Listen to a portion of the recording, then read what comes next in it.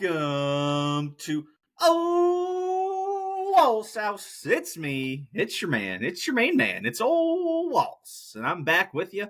Episode 122 of Ole Walls House coming your way. First of all, I just want to start off by saying thank you to everybody. Appreciate everybody out there who watches, listens, and, gives me feedback. Just lets me know you're out there supporting. So I appreciate all you guys. As always, if you could please rate, review, comment, subscribe, and share the pod. Let them know Ole Walls House is the place to be. Got a fun show coming, going solo. A little shorter show this week, not as much happening. Talk a little Guardians baseball. We got to talk a touch of golf.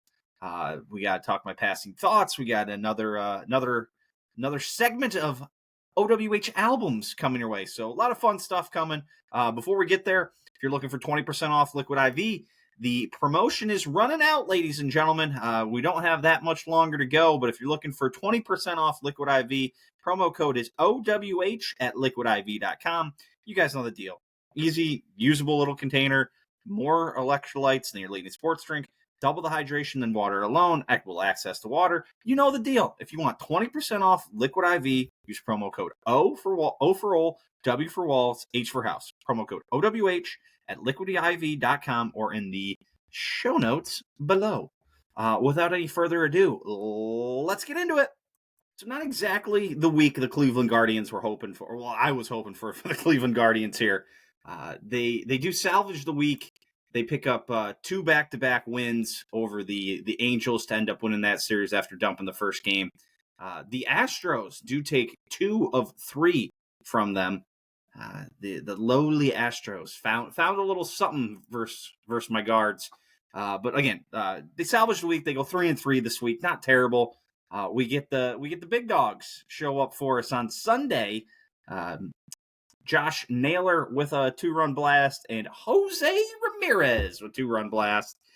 Saturday we had a Bo Naylor grand salami out there from Mr. Bo Naylor for his one hit of the day in the big 7-1. That one really blew the game wide open. It was 3-1 at the time, and then that blew it open. Then on Sunday, Jose got us started in the 6th with the 2-run homer to take the lead, and then Naylor finished off.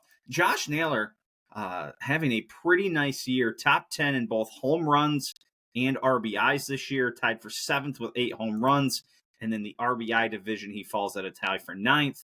Jose Ramirez sneaking in there with 27 RBIs, one more than Naylor. So that's good to see. I mean, you see some hitting stats from Cleveland. 13th in home runs this year, which is a far cry from where they were last year. Runs batted in, RBIs, they are 12th. So much improved compared to where it was. Top 10 ERA again. So that's nice. That's nice. Let's say whip. What's whip look like for Cleveland? How do they stand there? 11. So they're hovering right around pretty much everything in that 10 to 11 range, the big ones. So, again, still hold a lead, 2.5 game lead in the division. The Twins are streaking 9 of their last 10. I believe they just lost. That was their first loss. They had been on a 12-game winning streak, I think. Let me double check. I think they had just lost yesterday, must be. The Tweens. Where are the Tweens? Yeah, they just lost to Boston yesterday, and that was their first loss. They had ripped off 12 in a row. It started in the basement, have climbed themselves out. We're into May now. It's closing in on summer, and the Guardians still hold a 2.5 game lead. 3rd best record in baseball, so not a ton of complaints there. The Orioles lead in the East. The American League West is kind of a shit show. 19 and 15 Mariners have a half-game lead over the Rangers. Over in the National League, talk about another team that's streaking. The Philadelphia Phillies have also won 9 of their last 10. Braves 4-6 in their last 10 have given up the league lead, the division league in the National League East. They now trail by 2.5. The Brewers and the Cubs in a tight race. So nothing breaking too big just as of yet. Everything is within 2.5 games except for the National League West. Dodgers putting a little space early. Again, they're another team kind of streaking here. 8-2 in their last 10. So there's a couple of teams. The Nationals even play good ball. 7 of their last 10. yeah, there's some teams streaking out here. Cleveland's got a couple of divisional opponents coming up. We got first pitch in, I don't know, what is it, 30 some minutes here. Tigers, Guardians. They're in Cleveland for a 3-game set. Night games today and tomorrow. Well, today being Monday evening as I record this, and then a day game on Wednesday before Cleveland travels into the White Sox territory down in Chi-Town for a little 4-game set there. So it will be an interesting stretch here. Tigers, I believe, have lost 3 in a row coming into this. White Sox are terrible. Again, we got 7 games here. 5-2, man. 5-2 is what we got to be looking at. You're always going to drop a game or two, but see if you can just win the series with the Tigers, and then, you have a good chance to sweep the White Sox just because they're so terrible. But then end of next week, so the Rangers come to town, we go to the Rangers, and then the Twins come to town. Rangers have been all right. They're, like I said, they're just kind of creeping. And then the Twins have been hot. Maybe by then the Twins won't be so hot. So Cleveland, scoring some runs. Pitching's been okay. It worries me that we're not getting deeper into games with our starters. But, that happens. A couple other things of note with Cleveland. The Quanster, my guy, Stephen Kwan, hamstring. MRI came back not good, I believe. He's out for about 4 weeks, they're saying. So no Quanster in the lineup. Chase DeLauder, one of the 2 highly regarded prospects, is also found himself on the injury list. That was a foot issue that I believe he'd had some trouble with in the past. Don't quote me on that, but I think that's the deal. And then the other highly touted rookie is being scheduled to be brought up today and is in the lineup. Last I checked. Yes, Kyle Manzardo is in the lineup for Cleveland. They have him batting 7th. They still have first base listed next to his name. They also have first base listed next to Naylor's name. So one of those 2 is going to be playing in the DH position, you would believe. So Kyle Manzardo brought up. So we'll see. The hype has been high. He was the guy they picked up last year in a trade. So we'll see if we can get anything. Tristan McKenzie on the bump tonight.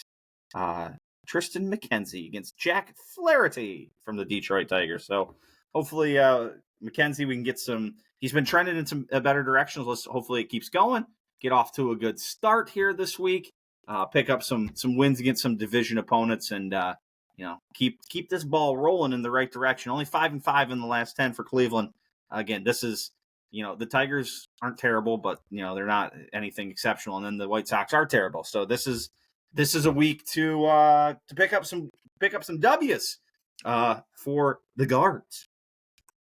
Fight game time. There was a UFC I did not watch this weekend. This was a boxing weekend for me. A fight I really had no plans to watch, honestly. Canelo and Jaime Munguia. I wasn't planning on watching it, and then all of a sudden the roommate was sick. I ended up getting that sickness Sunday for the early part of the day, but so I was just hanging out, and then about the time the fights were starting, I turned it on, and I snagged it up. As most boxing cards are, the undercard was relatively, if not totally, forgettable, and it all led to the main event. That said, I have to give props. It was on Prime, and they moved right along. I think the main event started before 11 o'clock. So I'll give them their props there. Like, we didn't fuck it around till 11 o'clock Central. So before midnight Eastern. It wasn't, 1:30 start, thank God. I give UFC a lot more leniency when their main events start late, because the card the whole way up through was fucking great. Boxing is not the case. First of all, they need to stop setting 3 12-round fights unless there's a really interesting fight. Get some shorter fights in there so that the card has some more pacing to it. Mix in a 6-rounder and an 8-rounder, something that gets going. Put 2 6-rounders on there instead of 1 12 or something. It doesn't pace well when you have 3 fights to go the distance leading into it, and there's no story or lead up, and the crowd's not there. So quickly over the UFC, Alexander Pantoja defending his title. Jose Aldo got a win.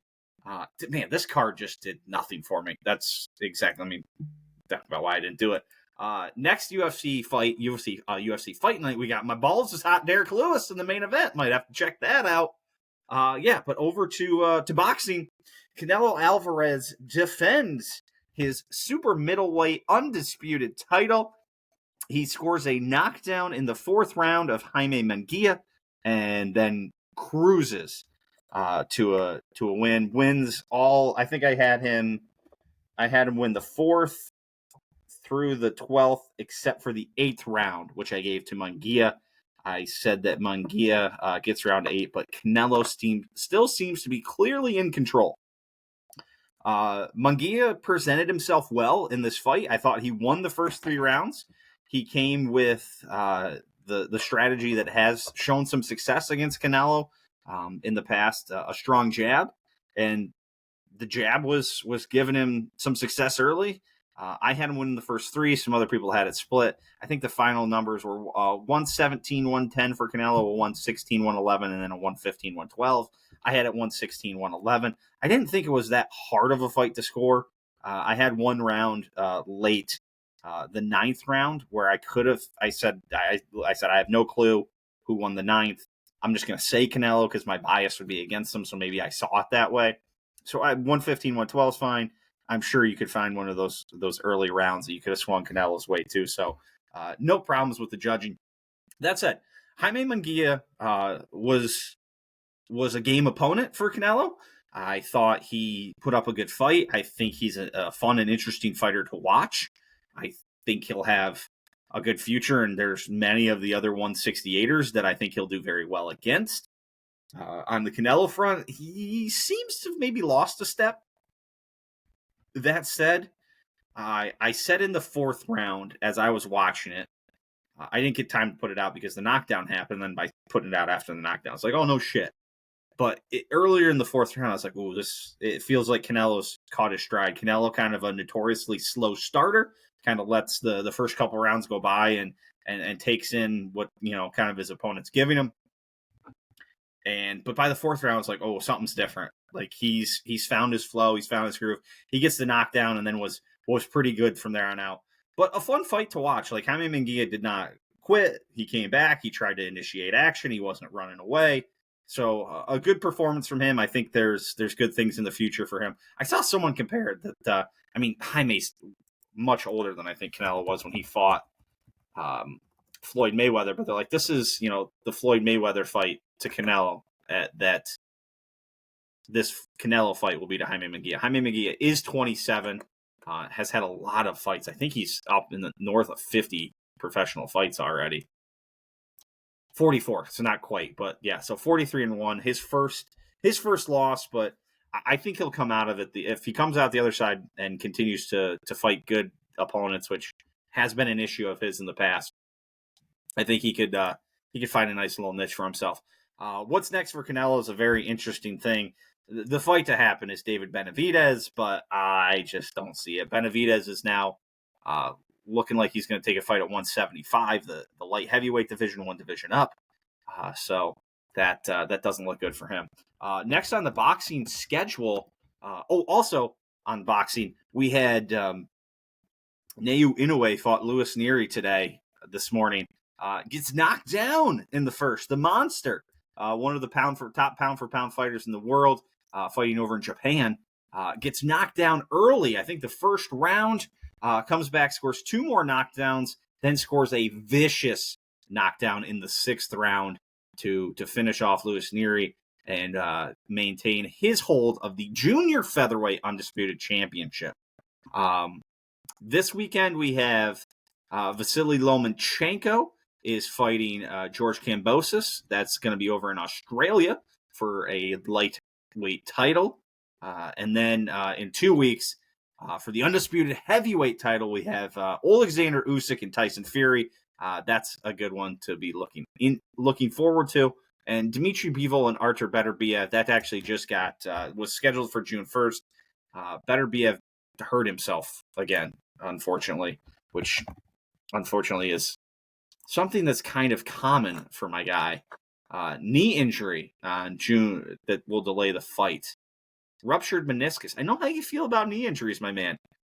So will undergo knee surgery and expected to be sidelined until at least September, and then they hope to reschedule that Better Bivol fight for later in the year. That's got some Saudi money behind it. The Turkey Al-Sheikh is the head of the boxing contingent in Saudi Arabia that's just tossing money around at these fights. So, yeah, that's all for the fight game. Quick little golf segment here. I watched almost no golf this weekend. No, I watched no golf this weekend. The CJ Cup, Byron Nelson did not interest me. Taylor Pendrath, the win there. Ben Coles had the lead going on the 18 and made the day's only bogey, I believe I heard. The only bogey of the day on the 18th hole, the par 5 18th, 547. He hit his second shot into, I don't know if it was a greenside bunker. Again, I didn't watch, but made 6 from greenside. I guess there were some awkward stances or something, but ouch. Tough way to lose out on the playoff. A little 2-shot swing-a-ringer. And Taylor Pendrath is your winner. That's all I got on that one. As we look forward on the golf schedule, we're a couple weeks out from the next major of the year. For those of you who aren't that interested in the Myrtle Beach Classic next week, but also the Wells Fargo, and then in 2 weeks we have the PGA Championship at Valhalla.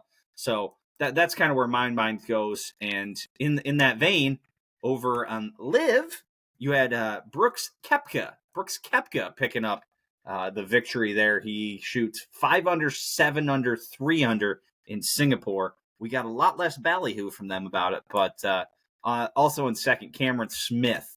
So a couple of things, those two guys apparently playing some good golf leading into a major. Brooks Koepka, when he seems to be playing good golf and heading into majors, usually does pretty well. 3-time PGA Championship winner. It would just be fucking hilarious if Brooks Koepka just started ripping off nothing but PGA wins. Like, he's got those 2 U.S. Opens, but it'd be hilarious if he finished with like 10 majors and like 8 of them were PGA wins. I don't know why that's funny to me, but it is. Obviously, Cam Smith playing well bodes well for him heading into a major. Mark Leishman, a guy who I was always fond of to pick in majors in my one and done pools back in the day, takes third. Another thing of note, couple of exemptions to talk about. Taylor Gooch, the whining little crybaby back bitch, who is pouting and won't try and qualify for the U.S. Open, has gotten an exemption into the PGA in a couple weeks, as he reports. So no asterisks at this year's PGA. No asterisks at this year's PGA.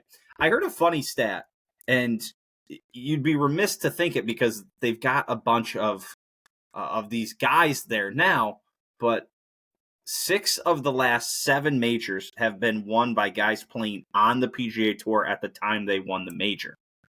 Interesting. Now again, many of them have now gone to live. Cameron Smith, John Rahm, among them. But 6 of the last 7 guys to win majors were playing on the PGA Tour at that time. Another exemption to note, Tiger Woods was given an exemption into the U.S. Open.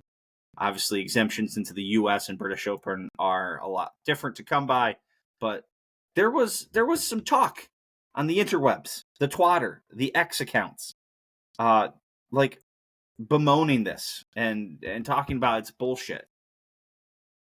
Fuck off. It's Tiger Woods. Like, I'm not even the biggest Tiger fan. Like, I'm not. Like, I was always a Phil guy. Like, when it came to Phil and Tiger, I was a Phil fan. But like, we're gonna really act like Tiger Woods. Tiger Woods should get an exemption into any tournament he wants, ever. For all I'm concerned, if the motherfucker wants to be like, I'll just come play Saturday, Sunday, they should be like, okay, let's figure out a formula where we can start you where you're not too fucking far out of the lead on Saturday. Like, that's just like, I'm kind of kidding there, kind of. But like, Tiger Woods can get an exception into the fucking U.S. Open for the rest of his fucking life. He can go out there and shoot 120 with fucking no legs when they have to fucking amputate those things off, for all I care. He's Tiger fucking Woods. Tiger Woods gets exemptions into whatever he wants. Jack and Arnie got exemptions in the U.S. Open too. Like, those guys, they get it. It's how it fucking works. And like, if you're trying to sit out there and be like, oh, Tiger Woods doesn't deserve the... Shut the fuck up.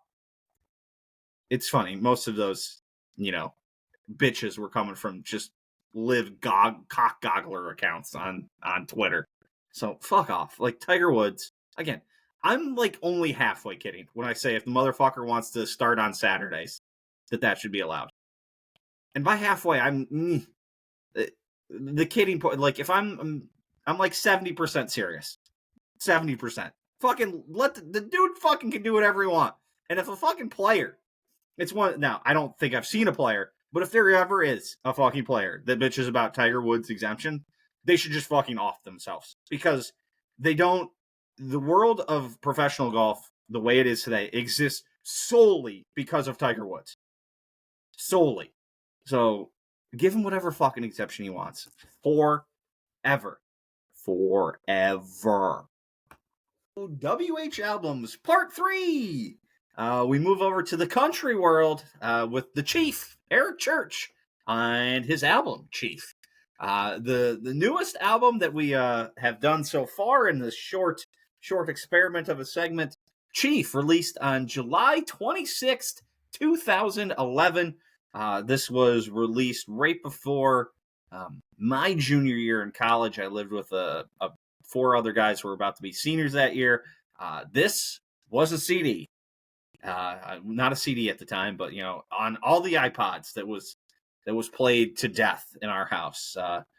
Great drinking album for us, and it was played every time we were just hanging out in our living room, just drinking beers at parties that we hosted.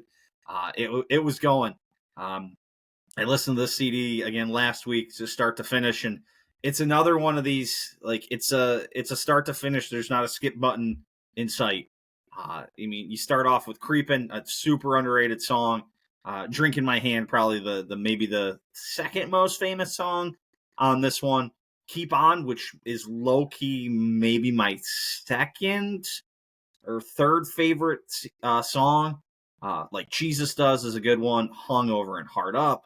Homeboy, Country Music Jesus, Jack Daniels, Springsteen, probably everyone the most, if Drink in My Hand's the most famous, that's the next most famous one. I'm Getting Stoned.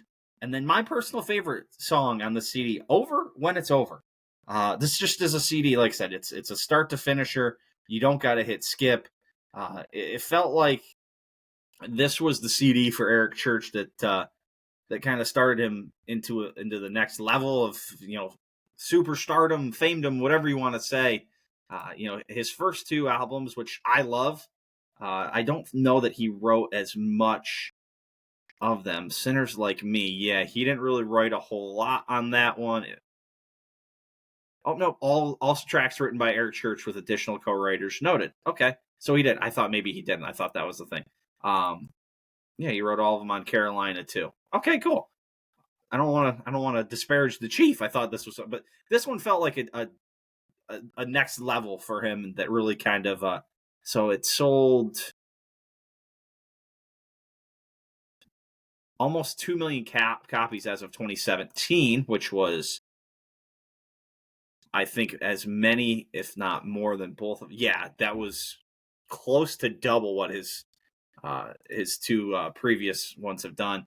Followed up with The Outsiders, which was another incredible CD. But Chief was the one. I mean, obviously, Drink in My Hand, that was played every Friday afternoon. Hungover and Hard Up was played every Saturday and Sunday morning. Just good songs, man. It was just a great CD. It was college. It was hanging out. It was sitting out on the back deck when we first got back to school, and it was still warm out, and we could be outside and look over that shitty, gross, green-looking pool that we never got in. It was great. So I've seen Eric Church. Have I just seen him once in concert? I've ever seen him twice. Maybe just once. I don't know. Great, incredible concert that he puts on. And just like I said, just another start to finish, awesome CD. Reminds me of just pounding beers in college. So next week, what do we got? So we've moved. We went from 97 to 98. We jumped all the way up to 2011. Got a little more contemporary. Are we going to stay in that contemporary time zone? No, we're going back. We're backing it up. Going back to the year I was born, 1991. We'll be heading back to for Metallica, also known as the Black Album. So listen up for next week, people. And for some passing thoughts, it's me. It's my time. It's my time to get into it. Boeing. Let's start with Boeing. We've got a second whistleblower is just dead. This time from, I believe I read a staph infection that killed him in quick order.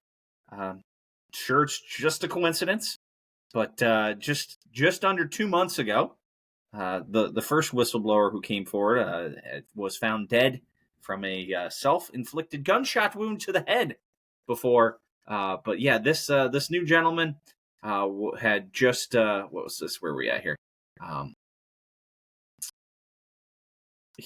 Joshua Dean, a former quality auditor at Spiro Aerosystems, which assembles fuselage sections for Boeing, died Tuesday morning. The New York Post says from a fast-growing mystery infection. I think I saw that was staph, so I don't think it's that much of a mystery. But yeah, a little bit interesting that there's yet another one. But apparently there are more than about 10 more guys that are going to be coming forward to do it. So interesting.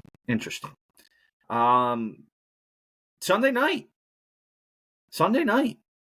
we had a Netflix special, Tom Brady roast. It was good. It was really good. And as I just searched it to remind myself of some of the different people that spoke, Los Angeles Times. Here's the joke that crossed the line for Tom Brady during his Netflix. Shut the fuck up. It's a roast. They all crossed the line.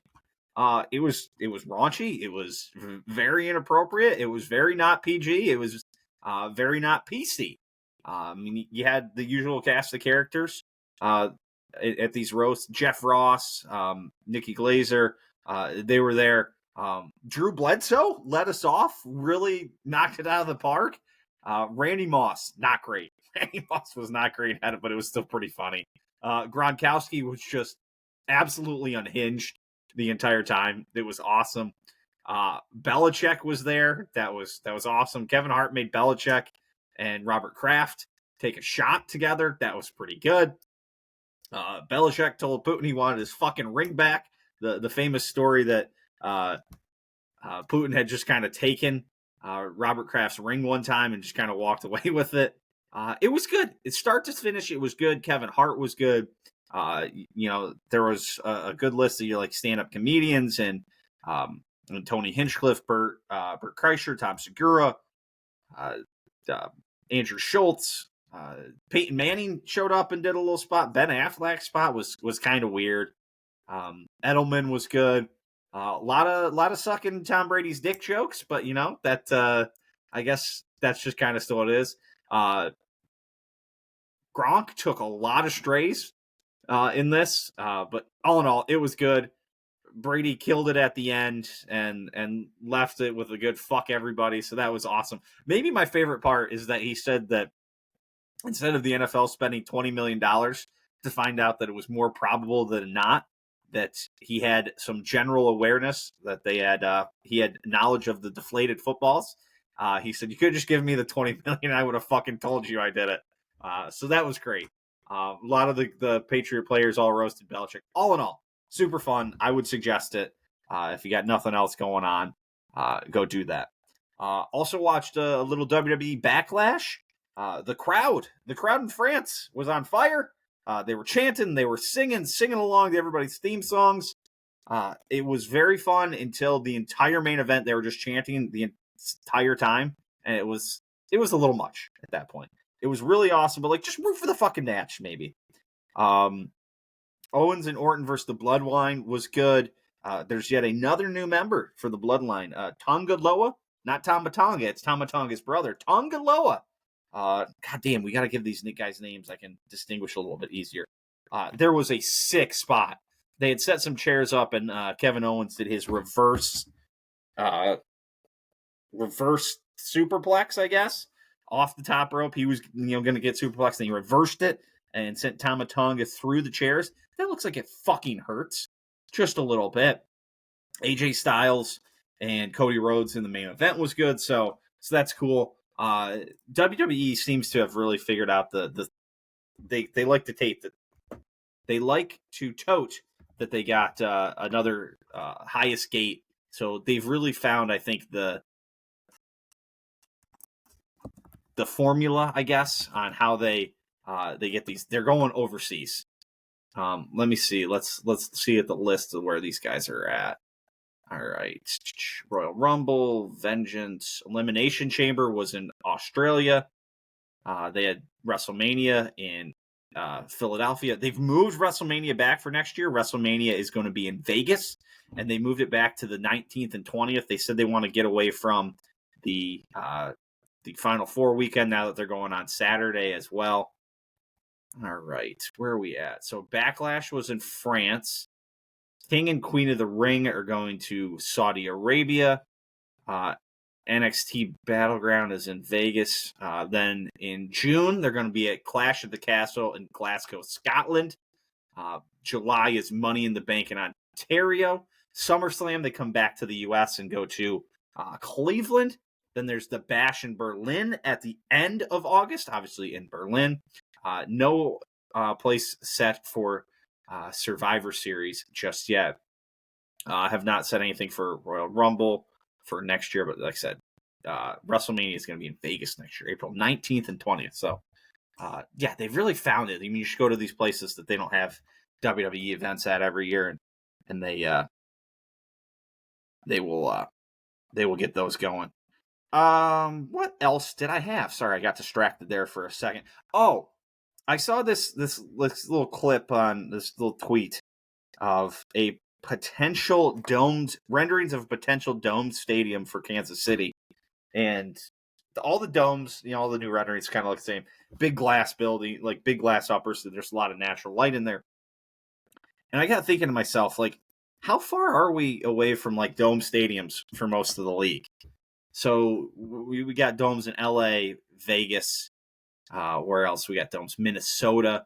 The Bears are doing a dome stadium. Nashville is getting a dome stadium for the Titans. Dallas has one.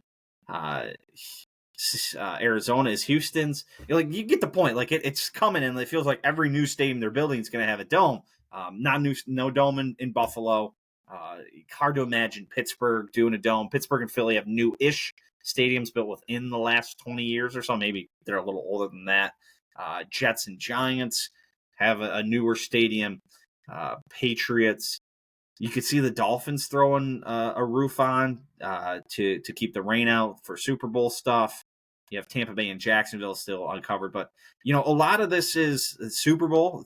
You have to be in certain cities, you have to have a dome to be able to host the Super Bowl. Detroit's got a dome stadium. Indianapolis has a dome stadium. So there's probably, the not too distant future as stadiums get replaced. If there's any sort of hopes of hosting a Super Bowl, they're going to start throwing domes on them, which is unfortunate. So you got San Francisco, this newer stadium, Buffalo, Green Bay's probably safe. I can't imagine they'd ever be able to pull off a dome stadium in Green Bay. But I mean, it's all out there. Like it's out around the corner that, there could be dome stadiums in more stadiums than not. I mean, I think we're pretty close already. I wrote down my dog was finally scared of me. I don't do this like to try and scare him, but he was, he'll get up sometimes in the middle of the night and go dig at the floor in like a room. Every so often I'll do it. I was downstairs watching the fight Saturday night, roommate's in bed, and I hear dinging. So I come upstairs, not quickly, still got an injured knee, a little hitch in my giddy up, if you will. I actually came in and like yelled at him. I was like, stop it. And usually you do that and he's like, oh, it's time to play. Let's go. For once in his life, he tucked his tail. I was like, oh shit, I'm in trouble. I don't know what I did. He tucked his tail and went back to bed. First time ever. Usually you like yell at him for doing something. He steals something, he's chewing on something. He's just like, fuck you. Or he's like, oh, it's playtime. I don't know what it was, but he decided to be scared of me for once in his life. What else? Ooh, it's mowing season. I'm out there hobbling. I'm getting through it. Busted wheel and all. There's something about the smell of fresh cut grass. Mowed the yard on Saturday. Just Saturday afternoon. I'd finished mowing the yard. The grass looked nice. That smell was in the air. It was just great. And I just want to say to all these people, it's the month of May, and there's this movement out there, No Mow May. To all you people who participate in this thing called No Mow May, you can go fuck yourselves. I don't like you. Just clean up your fucking yard. Just mow your yard. It's not that fucking hard.